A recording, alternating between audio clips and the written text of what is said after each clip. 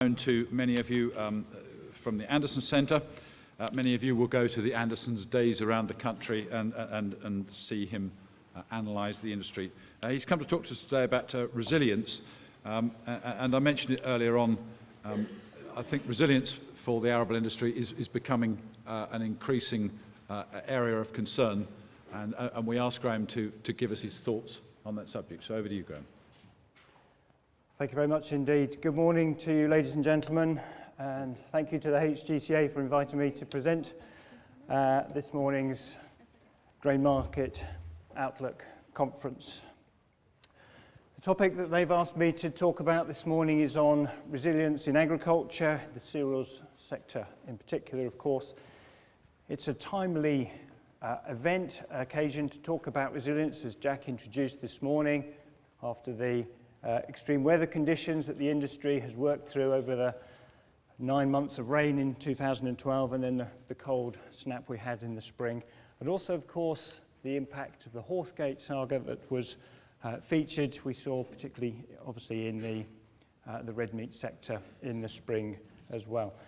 It's a very difficult sector to tackle, but an important one for everybody who's involved in business, agriculture, or in the supply chain. So in other words, that's everybody here in this room this morning. So for the next half hour, it's probably just worthwhile just thinking about the resilience with regards to your own business and the perspectives upon that.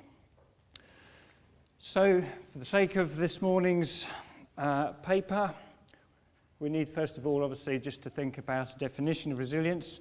Resilience I define as the ability of something to resist or recover quickly from a situation of adversity or misfortune. If you have a cold, you have the ability to get up and keep going. If your team scores a try and converts against you, the ability to get up and keep playing. If you lose a client or a major customer, it's the ability to switch the direction of the business you're going in and keep going, to keep getting up and keep heading forward. That's what I would define resilience as. So resilience to everybody in this room then is a good thing. The more resilience we can have, the better it is. I think that's something we would all agree on, although there are various different ways in which we can raise the resilience of our businesses, of the supply chain within which we're working. So just at this point, I'll just spend a couple of moments thinking about some of the ways we could add resilience which might not necessarily be an advantage towards our business and the supply chain in which we're operating in. In some respects, resilience could be a compromise. Is it a plan B in case the first plan doesn't quite work? Is it keeping your options open? Sometimes when people say to me they're keeping their options open, I don't quite hear the words keeping my options open. I hear the words, I haven't quite made my mind up. I haven't quite committed my business to close one of those doors and walk through the other one, making a decision and moving the business forward.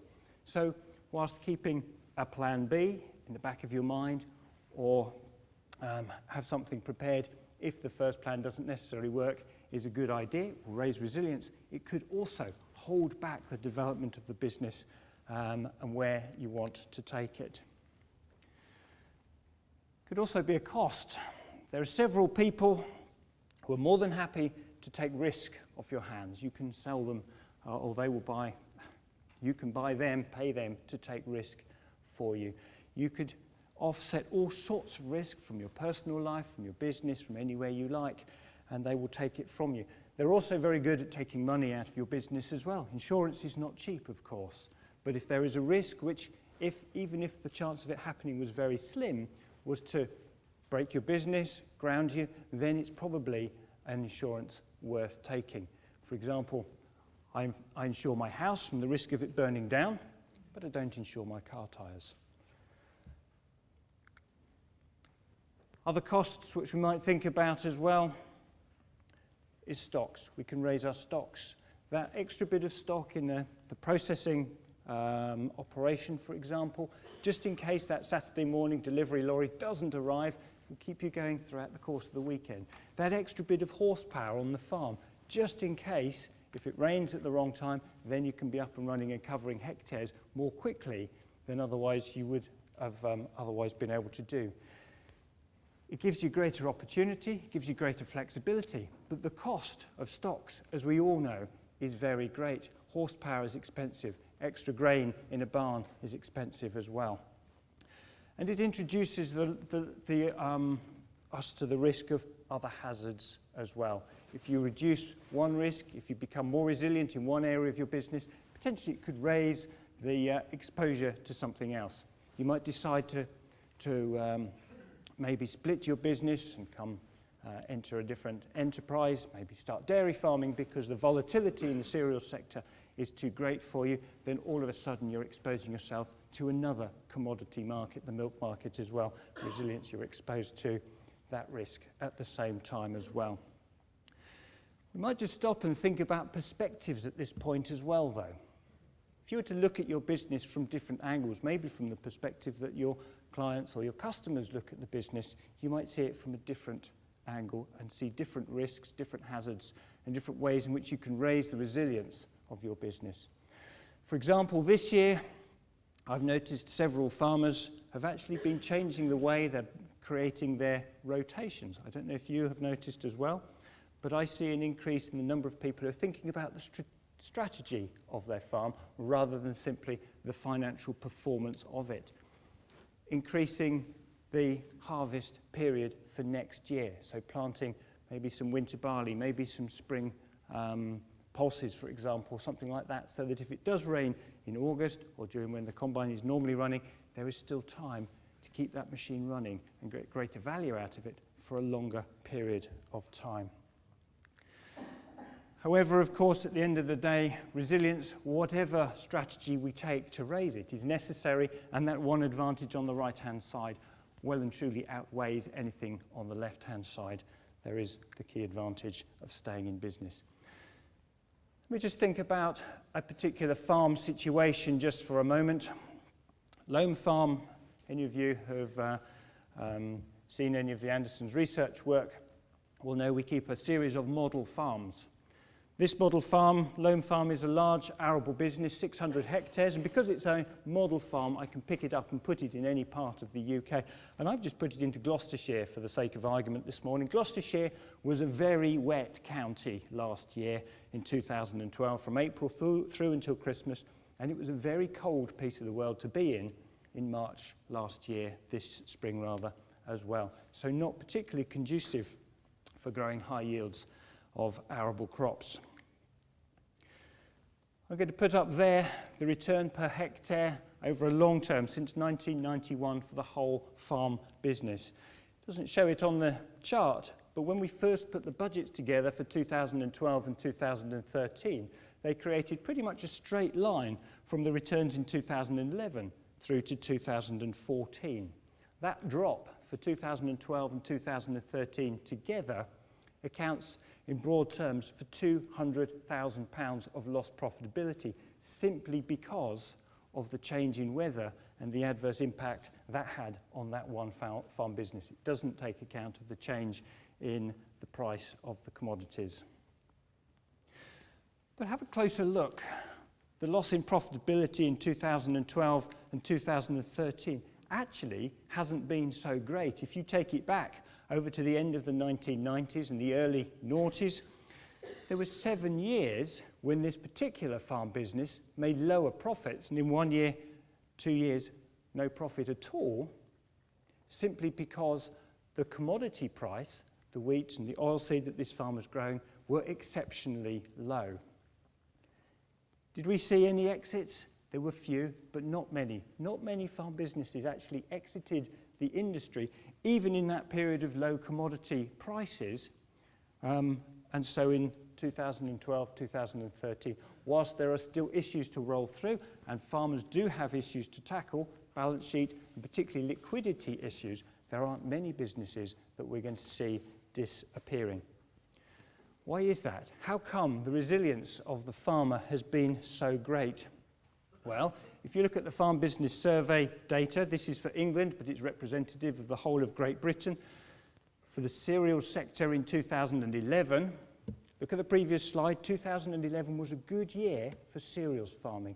The proportion of the profitability of the farm business in the cereal sector that year directly from agriculture was less than half. This is the component which is exposed to the vagaries of the commodity marketplace. Other incomes topped up the profitability, and other support mechanisms through the single payment and environmental schemes increased it up to 100% as well. So in fact, there are all sorts of different reasons why the resilience of the farm business is so great. I'm not going to go through these line by line. You'll recognise them. You will understand, I'm sure, why a farm business is very strong and very robust. I generalise. I have half an hour. I don't have time to do anything other than generalise. So there'll be some situations here which are not appropriate to some farm businesses. But using that ability to generalise just now, look through this list. There are some farm businesses who, because of these features, these strengths that they have within their farm business, do not have an external incentive to drive their businesses forward, to develop, to improve technically and commercially. So those farmers who are empowered to increase the performance of their business and do better and commercially become more and more professional are motivated generally from within rather than because the external factors force them to do so. I'll come back to that point later on, just before I finish the paper this morning. I'm going to change the subject now and just look at the wheat production from the UK since the early 1990s. Have a look at that group of bars. Each bar represents the production of wheat in a particular year since 1991 in the UK. Tell me, can you see a trend? Well, it's volatile, but as far as I can see, it's not particularly going anywhere. It's relatively flat. Let's have a look at the consumption of wheat in the UK. And if you look over that long period of time, you can see it's very gradually, very steadily been increasing. I can maybe highlight that by creating a boundary of the highest and the lowest grain harvest throughout the course of that time.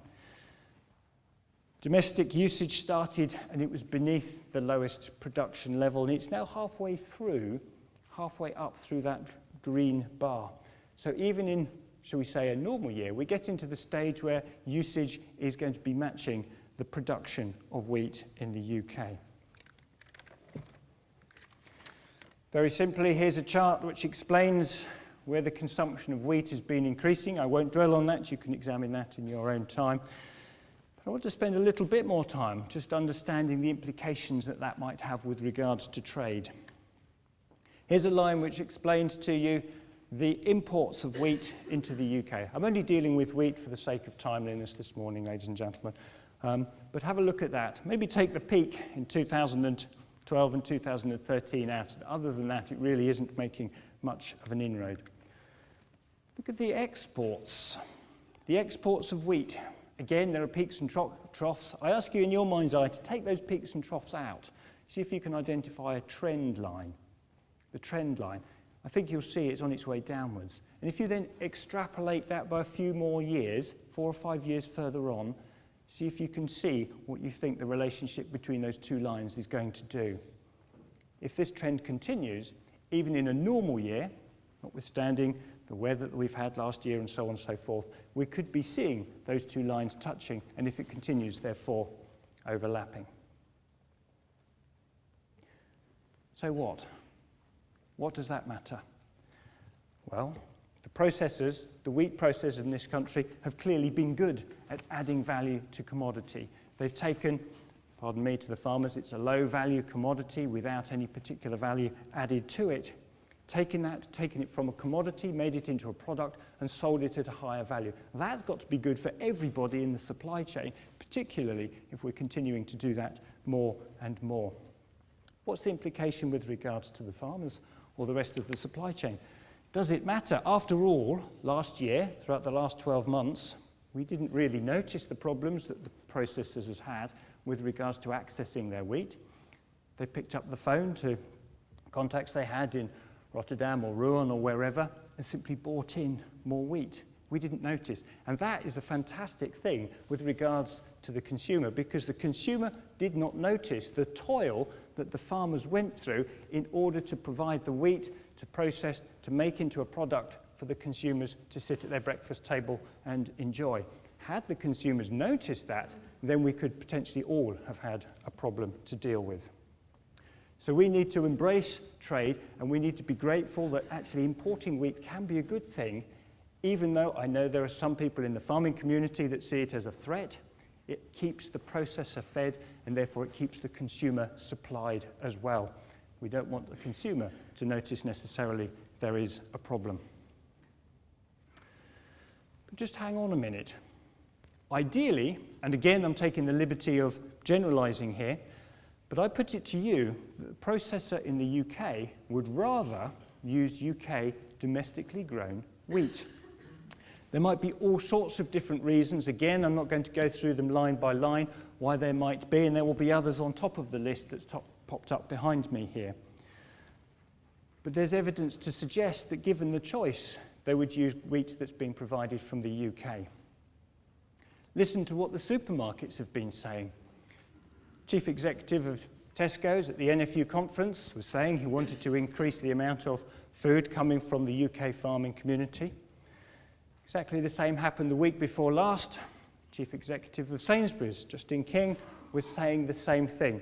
Now, okay, he was at a fringe meeting hosted by the NFU at a Conservative Party conference, so there might be reason for him to say that, but he didn't have to, and there's evidence to see that these are increasing as well.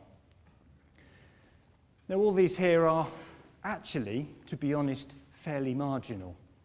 It's a marginal gain thing, and to what value are they to anybody in this room or the consumer? MRL is maximum residue limits, by the way, incidentally, ladies and gentlemen. But let me just take us out of agriculture for one moment and just think of a simile with regards to the marginal difference. And I think as soon as you see this picture, you'll understand exactly what I mean. We all know that man at the front. Mo Farah ran 2 running races last year in the Olympics. He came home with 2 gold medals. 27.5 minutes of his life he took to create a gold medal in 10,000 meters. If he had been but 1 second slower, he would not have been on the podium in either of his races. 1 second. That happened again to him just a month or 2 ago in Russia in another running race. 1 second is in it. So take that example out and think about where that 1 second is in your own businesses and how you can make that 1 second of difference to create that additional advantage that you need over your competitors or anybody else. Because after all, if the trends we've just looked at are correct, we might be competing for that grain in a few years' time. There might not be quite enough to go around. So who is going to win the business? Are you going to bid more to buy the grain? Well, you could certainly do that. The farmer will thank you for it. You might become less competitive, or the price might simply rise to do that.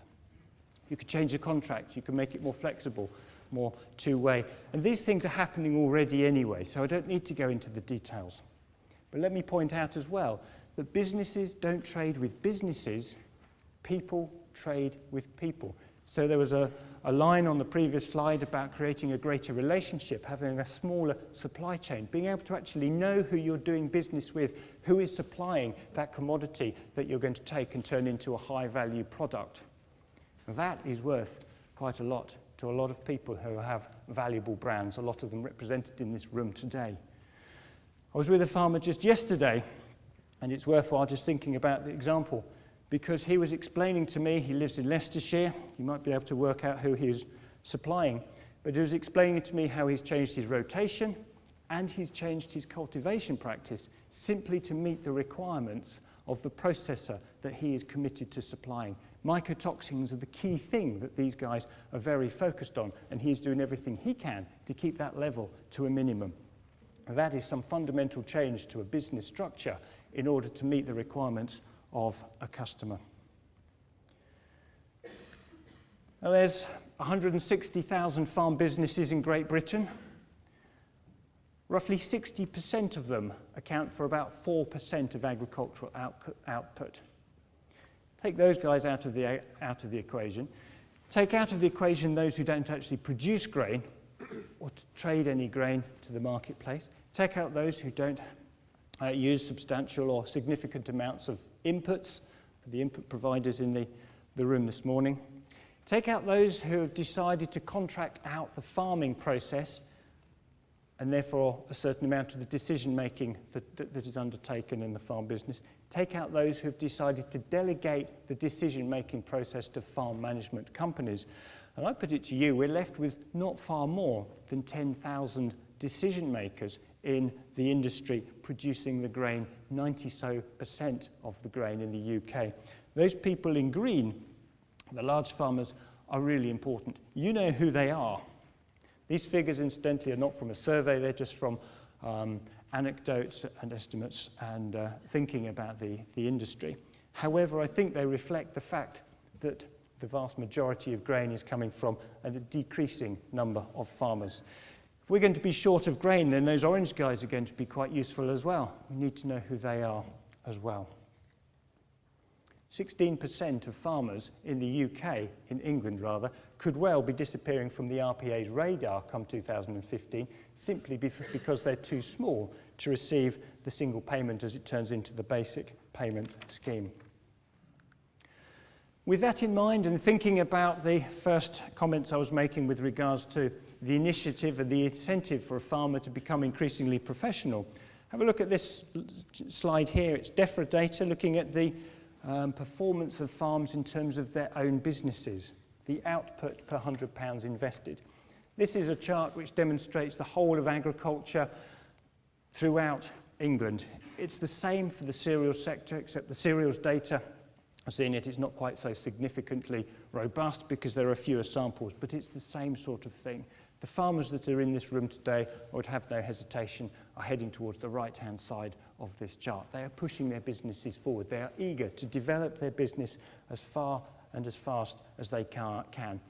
So whilst that 160,000 farmers on that statistics hasn't really changed much over the last 10 years, underneath there is a big change. There's a big development as to who is responsible for producing the grain that you guys want to buy, or the people that you want to supply, or the farmers, those of you here, in terms of making those decisions. That 10 years, there has been an undertone of a change in the decision making. Let me just take an example for which there is more evidence just now. I'm going to show you some figures from the potato sector. I could be showing you figures from the sugar beet sector, from the pig industry, the poultry industry, the fresh produce sector, or any of those alike. Because this line demonstrates how the number of growers of potatoes has changed over the last generation. It's gone from 80,000 to about 3,000 growers. The hectareage that each one of them accounts for has gone up tenfold, as you see in that line there. So adjust it for the change in yield as well. And what's the impact in terms of total output? Well, it's relatively flat, isn't it? It's dropped in the last couple of years, but I suggest that's about to rise and we'll go back up again to that level. It's not dissimilar, is it, to that chart I showed you earlier on in terms of total wheat production, the productivity of wheat in the UK. So as I bring this paper to a close, ladies and gentlemen, I ask you to think of just 2 or 3 things. First of all, about your supply chain, those people that you are working with, those people who you would like to work with, whether they are the suppliers that are feeding you or the customers that you would like to work with.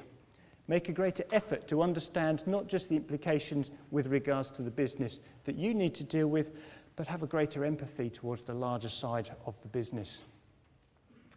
We need to look at that extra second, that marginal gain that we can find to create that extra step ahead to keep the business, the industry and the supply chain moving forward, to give us the advantage over those people, particularly if that wheat supply is going to be in short supply in a few years to come. To the farmers in the room this morning, maybe you've enjoyed listening to the comments that I've been making, but it isn't an invitation for any kind of complacency or sitting back or resting on your laurels. Far from it, indeed. Whilst you will be on the right-hand side of the performance chart, I have no hesitation. You're dealing with food professional, food supply chain executives, and they want to deal with exactly the same, professional food supply chain executives. They are representing businesses, they are representing brands. These brands are being used they're being hung on quality of the product, and they're representing those brands to the consumer as a demonstration of good quality, reliability, and a standard that the consumer is happy to go to and use. They expect, therefore, the inputs that are going into these products to be of the same standard as well. If we're to focus on making sure that our consumer doesn't notice when there's a problem in the supply chain, whether it be through rain, whether it be through the fact that the basic payment, when it overtakes from the single payment, is going to have, in some cases, dramatic impact in the financial aspect of farm businesses or anything like that, then we will be going a very good way to adding resilience to our businesses. Thank you for your attention.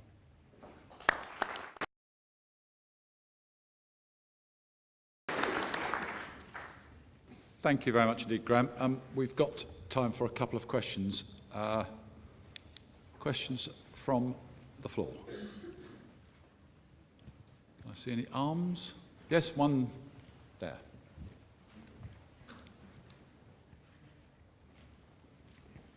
Martin Grantley-Smith, HGCA. Graham, for more than 2 decades now, we've had lean thinking applied to supply chain development, whether it's just-in-time, waste management or whatever. Is there a message here for agricultural product supply chains to build in sufficient resilience?